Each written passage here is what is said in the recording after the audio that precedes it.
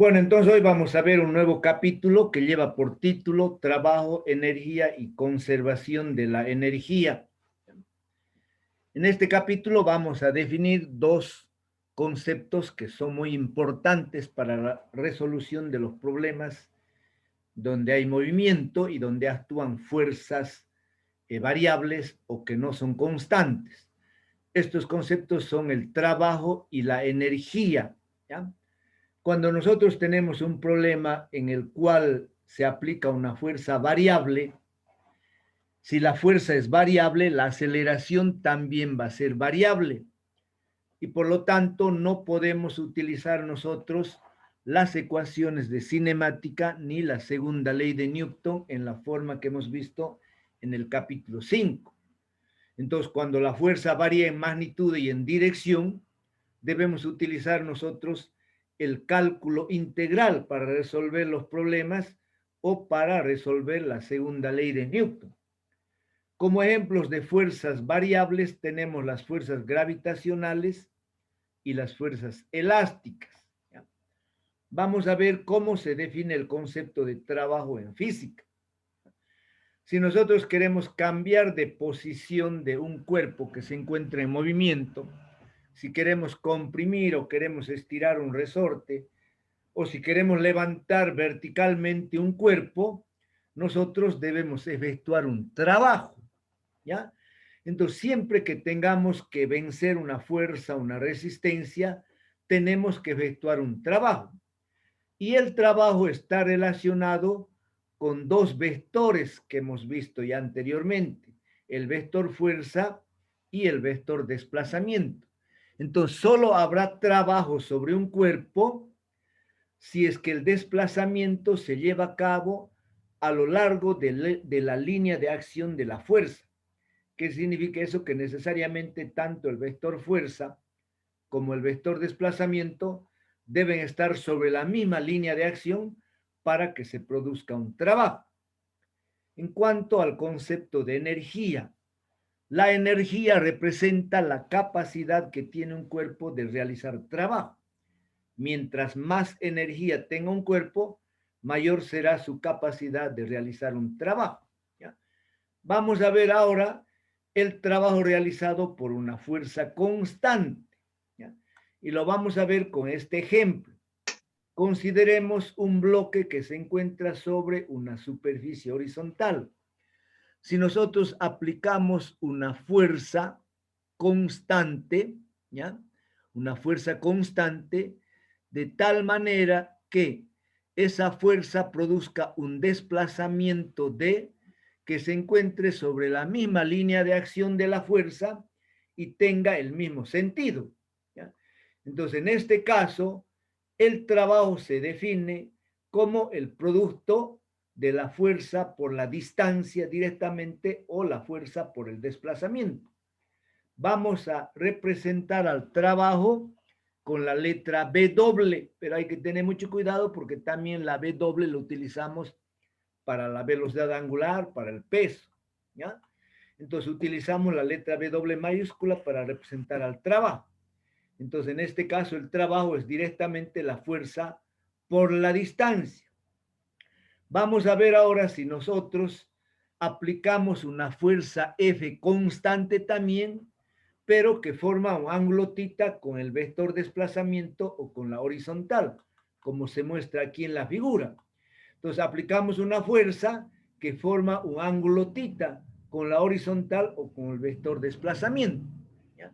Entonces la componente de esta fuerza en la dirección del desplazamiento o en la misma línea de acción del desplazamiento va a ser la que va a producir trabajo. Esa componente es igual a F coseno de tita. La componente vertical será F seno de tita, pero como no se encuentra sobre la línea de acción del desplazamiento, no produce ningún trabajo, ¿ya? Entonces, a partir de esta figura, nosotros definimos al trabajo como una magnitud escalar, ¿ya? Entonces, el trabajo es una magnitud escalar que resulta de un producto escalar de dos vectores, el vector fuerza y el vector desplazamiento. Si recordamos nosotros el concepto de producto escalar que hemos visto en el capítulo 2 de vectores, el producto escalar habíamos representado por un punto. Entonces, el trabajo será igual a F punto D. Pero ¿a qué era igual este producto escalar? Era igual a la magnitud, en este caso del vector fuerza, por la magnitud del vector desplazamiento, por el coseno del ángulo que forma la fuerza con el desplazamiento. Y en este caso el ángulo que forma la fuerza con el desplazamiento es θ. ¿Ya?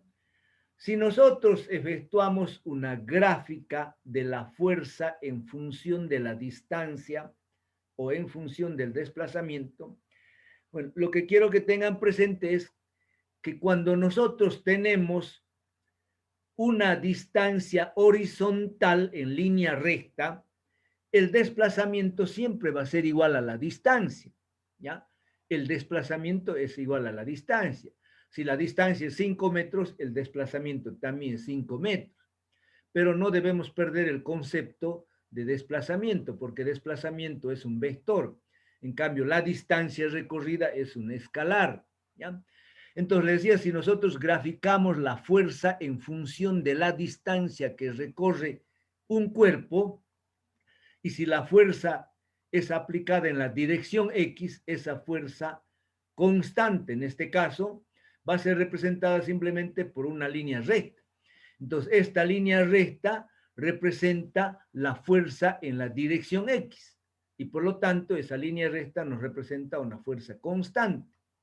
Si la fuerza aplicamos para que el desplazamiento sea desde un valor x1 a un valor x2, entonces si nosotros trazamos una vertical de x1 hasta cortar con la recta de fx y otra vertical aquí de x2 hasta cortar también, entonces tenemos una figura conocida que puede ser un cuadrado o un rectángulo, ¿ya? Entonces, si nosotros calculamos el área de este rectángulo, esa área es igual al trabajo. ¿Por qué? Porque el área de un rectángulo es igual a la base por altura. La base es x2 menos x1 y la altura es fx. Entonces, si el área es igual a x2 menos x1 por f, pero también acabamos de definir que el trabajo es igual a ¿qué? ¿Ya? A la distancia por la fuerza. Entonces, x2 menos x1 por fx representa tanto el área como el trabajo. Entonces, si nosotros calculamos el área, debajo de esta curva fuerza en función de x, lo que estamos calculando es el área. ¿Ya? Ahora, como el trabajo depende del ángulo que forma el vector fuerza con el vector desplazamiento, entonces este trabajo puede ser positivo, puede ser negativo o puede ser nulo. ¿Cuándo será positivo? El trabajo será positivo cuando la fuerza tiene la misma dirección y sentido que el desplazamiento. Porque aquí en la figura, fíjense, el desplazamiento es horizontal de izquierda a derecha y la fuerza también está aplicada horizontalmente de izquierda a derecha. Entonces el ángulo que forma aquí la fuerza con el desplazamiento es 0. El coseno de 0 es 1. Por lo tanto, el trabajo siempre va a ser positivo y va a estar dado por el producto de la fuerza y la distancia, simplemente. ¿No ve? Sin necesidad ya de multiplicar el ángulo. ¿Por qué? Porque el ángulo siempre va a ser 0 y el coseno de 0 es 1. ¿Cuándo tendremos nosotros un trabajo negativo? Cuando la fuerza es opuesta a la dirección del desplazamiento. En este caso, el desplazamiento es horizontal hacia la derecha y la fuerza actúa horizontalmente hacia la izquierda. Entonces, el ángulo que forma aquí F con D es 180 grados. El coseno de 180 es menos 1. Entonces, el trabajo que realiza esta fuerza siempre va a ser negativo y va a ser igual a menos F por D. Finalmente vamos a tener un trabajo que es nulo o que es igual a 0. ¿Cuándo el trabajo va a ser 0? Cuando la fuerza forma un ángulo de 90 grados con el vector desplazamiento, como por ejemplo el peso o la fuerza normal o la fuerza de reacción. Entonces, en este caso, el ángulo entre F y D es 90 grados, ¿ya? Y el coseno de 90 grados es 0. Por lo tanto, las fuerzas perpendiculares al vector desplazamiento no realizan ningún tipo de trabajo. En cuanto a las unidades del trabajo, en el sistema internacional o MKS, la fuerza está en newtons, la distancia en metros, ¿ya? Un newton por metro recibe el nombre de julio, que es la unidad del trabajo en el sistema internacional, que lo representamos con la letra J mayúscula. En el CS, la unidad de trabajo es el ergio, que resulta de multiplicar la DINA por el centímetro. Y en el sistema inglés, la unidad de trabajo es la libra-pie, que resulta de multiplicar la libra-fuerza por el pie. En las tablas de conversiones hay los valores para convertir las unidades de un sistema a otro. Vamos a ver ahora el trabajo realizado por una fuerza variable, ¿ya?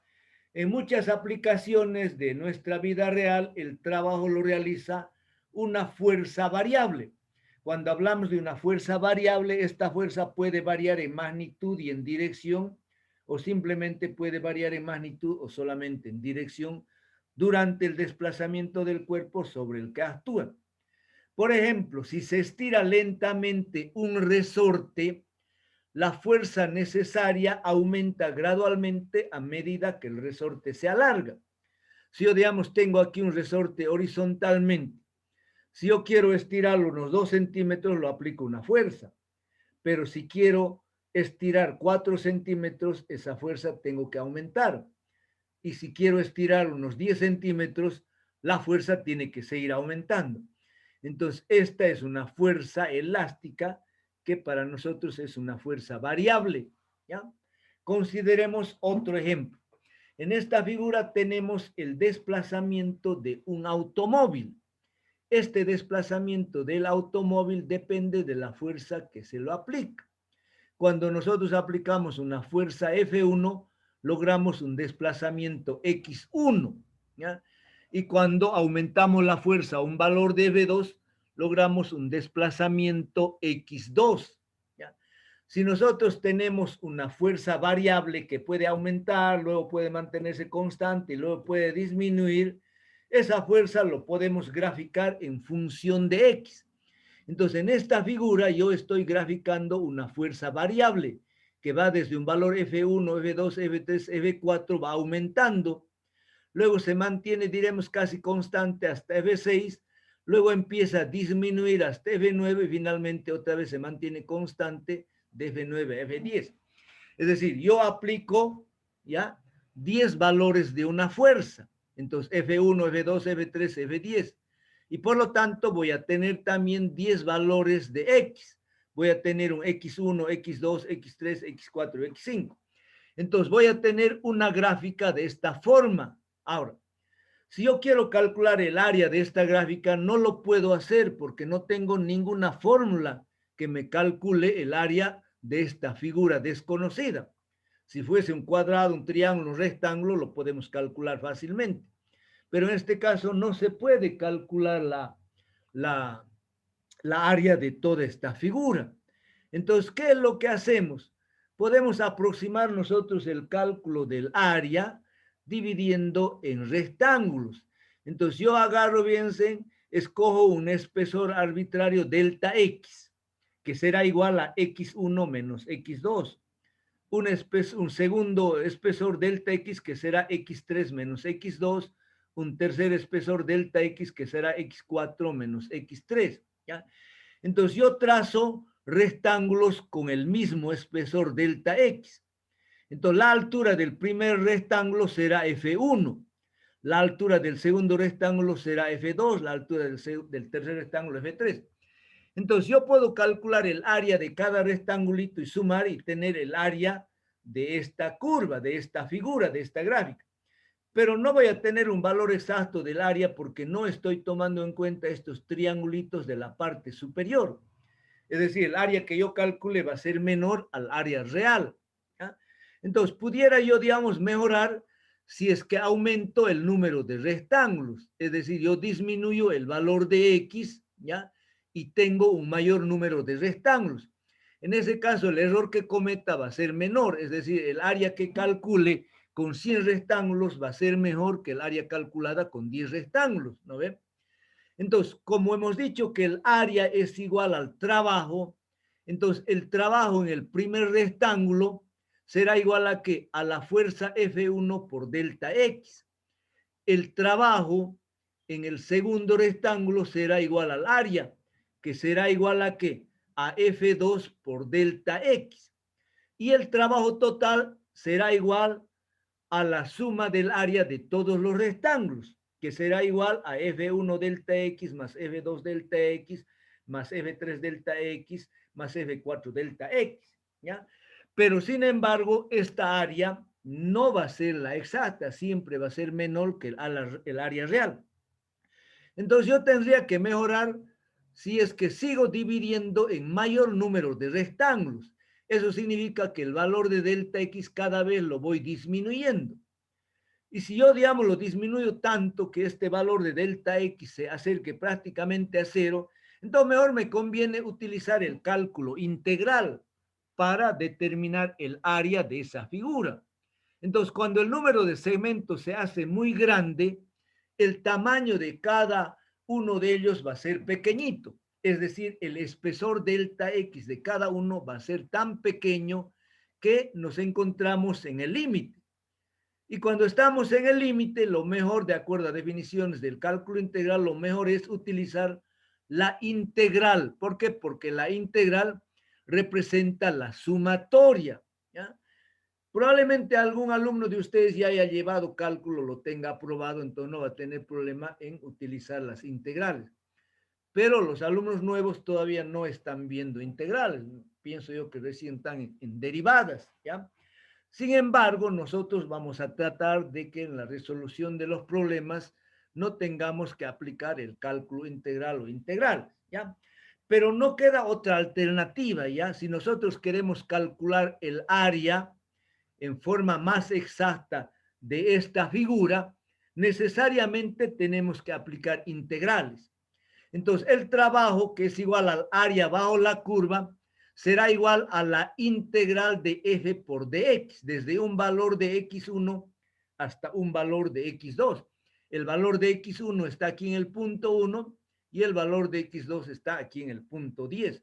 Entonces, lo que nosotros hacemos es multiplicar el valor de cada fuerza, ¿ya?, por un diferencial de x.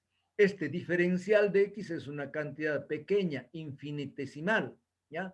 De tal manera que nosotros al integrar esta función vamos a tener un cálculo bien aproximado del área debajo de esa curva y por lo tanto el trabajo también va a ser muy representativo, ¿ya?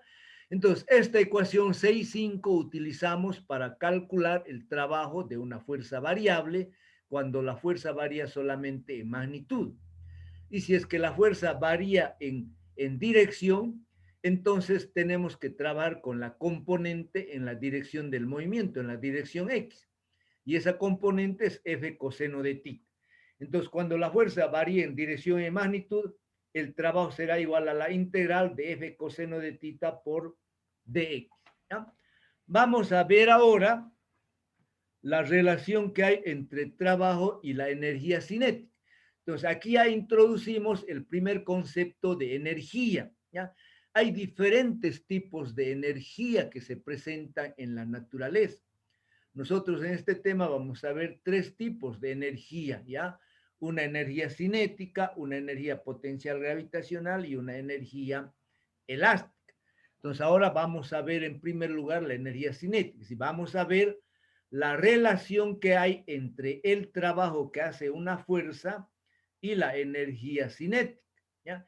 Entonces, el trabajo realizado por una fuerza externa se relaciona con la variación de la velocidad de un cuerpo. Entonces, consideremos un cuerpo de masa m que se mueve en línea recta por la acción de una fuerza resultante constante, cuya magnitud lo vamos a representar con F, dirigida también en la dirección del desplazamiento como se muestra en la figura.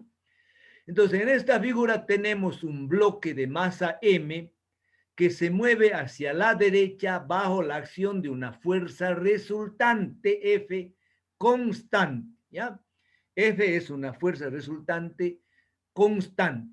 Y por lo tanto, si la fuerza es constante, la aceleración también va a ser constante. Y lo que vamos a tener es un movimiento uniformemente acelerado. Por eso vamos a representar aquí con V sub 1 la velocidad inicial. Y después de que el bloque avance una distancia d, vamos a representar con V sub 2 la velocidad final. Entonces, como la fuerza es constante y la aceleración es constante, podemos aplicar la segunda ley de Newton en la forma que hemos visto en el capítulo 5. Fuerza es igual a masa por aceleración. Y también podemos aplicar o utilizar las ecuaciones del movimiento rectilíneo uniformemente acelerado.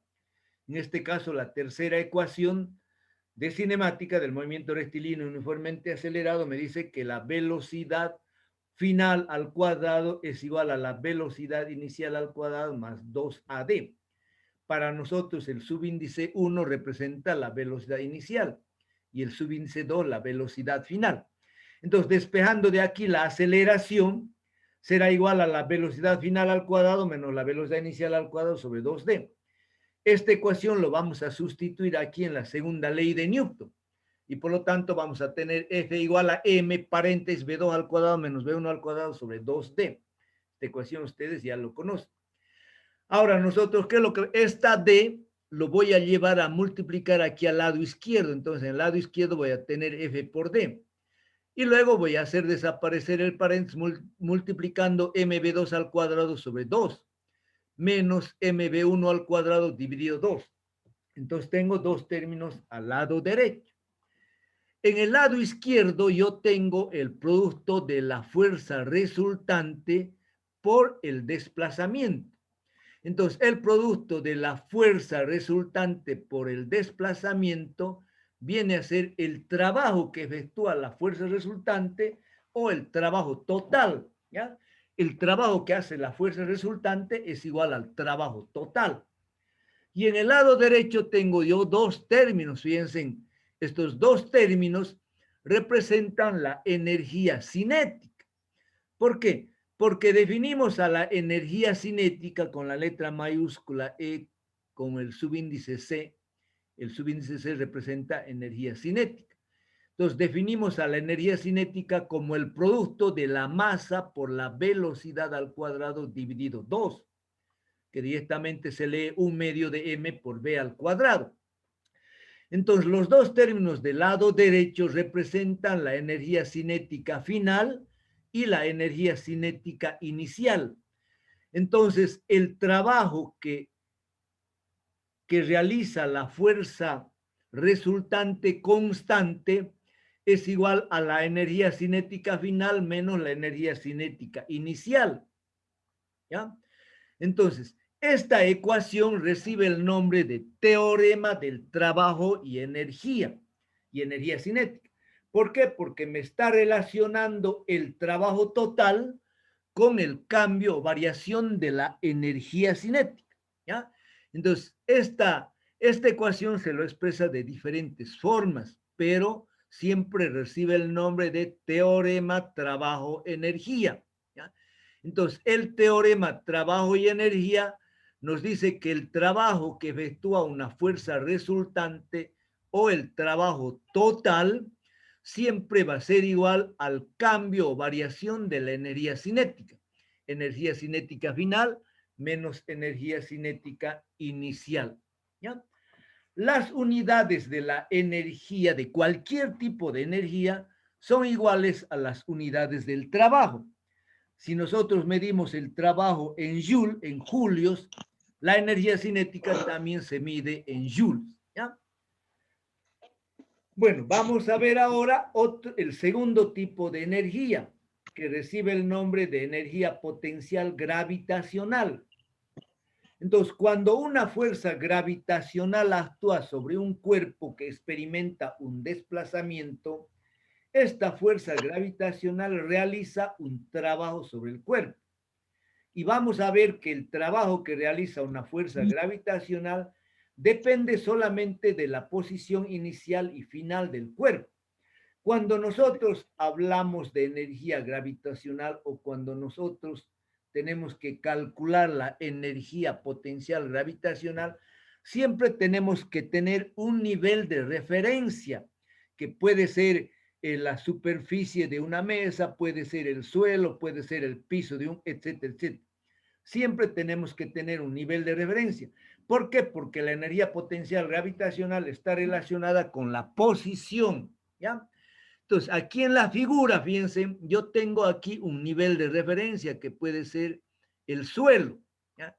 Yo tengo un cuerpo que se encuentra a una altura y sub 1 y yo quiero llevarlo verticalmente, quiero ascenderlo a una altura y2. Entonces, fíjense que aquí en el medio yo estoy representando las fuerzas que actúan sobre ese cuerpo. Si nosotros tenemos una caja de 50 kilos que se encuentra apoyada sobre el suelo y si queremos levantarlo, tenemos que aplicar una fuerza verticalmente hacia arriba que sea igual o mayor al peso de la caja. Entonces, en este caso estoy representando con P la fuerza resultante que ejercemos para levantar la caja. Y W es el peso que para nosotros es la fuerza gravitacional. Entonces, el desplazamiento es, fíjense, hacia arriba, en la dirección del eje Y. Por lo tanto, si el desplazamiento es verticalmente hacia arriba, el peso, que es la fuerza gravitacional, está actuando hacia abajo. Entonces, el trabajo que hace el peso va a ser negativo. ¿Por qué? Porque el ángulo que forma ya el vector desplazamiento con el peso es 180 grados y el coseno de 180 grados es -1. Por eso nosotros ya tenemos que saber que el trabajo que hace el peso siempre es negativo, ¿ya? ¿Por qué? Porque se va a oponer al desplazamiento. Entonces, en este caso, por definición, el trabajo gravitacional lo voy a representar con grav, que significa el trabajo que hace una fuerza gravitacional o el peso. Entonces, el trabajo que hace el peso va a ser negativo y va a ser igual a ¿qué? Al peso por la altura que sube el cuerpo. Entonces, colocamos menos W, W representa aquí el peso, por Y2 menos Y1. Pero sabemos que el peso es igual a la masa por G, por la aceleración de la gravedad.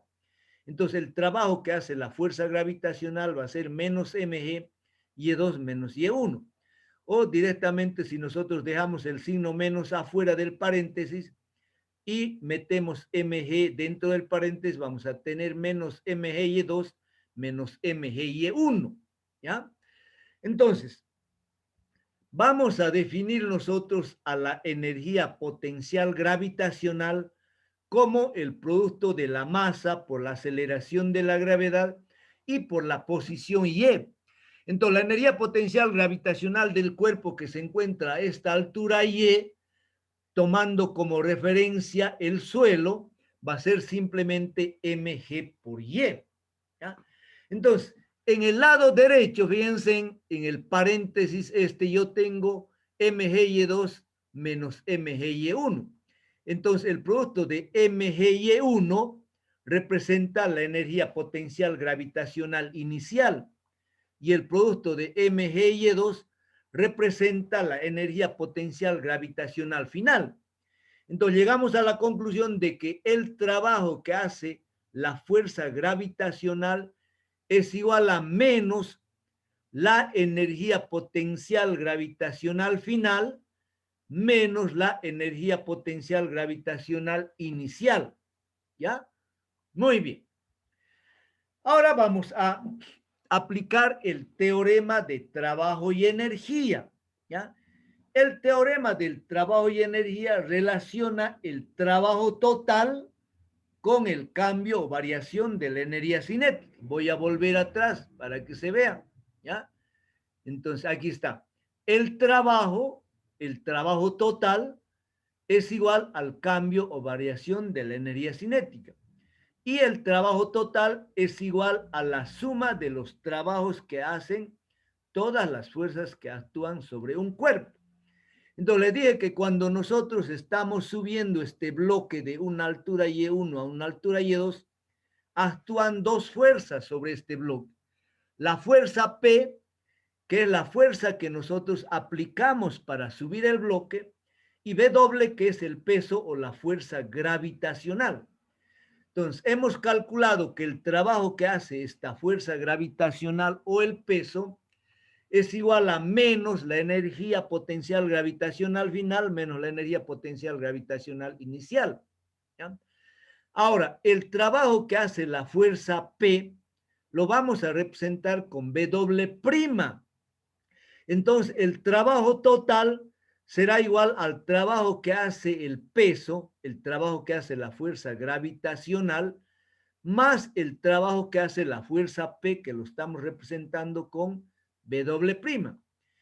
Y la suma de estos dos trabajos, de acuerdo al teorema de trabajo y energía, será igual al cambio o variación de la energía cinética.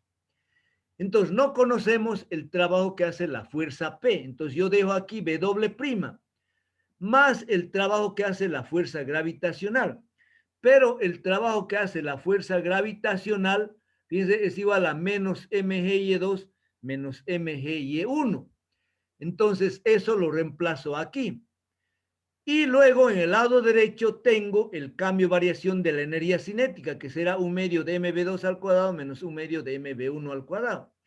Todo este término que está con signo menos lo traigo al lado derecho, con signo más. Entonces, el trabajo que hace la fuerza P, el trabajo W', será igual, bien, al cambio de la variación de la energía cinética más el cambio o variación de la energía potencial gravitacional. Finalmente, en esta última ecuación, yo estoy sumando la energía cinética final más la energía potencial gravitacional final.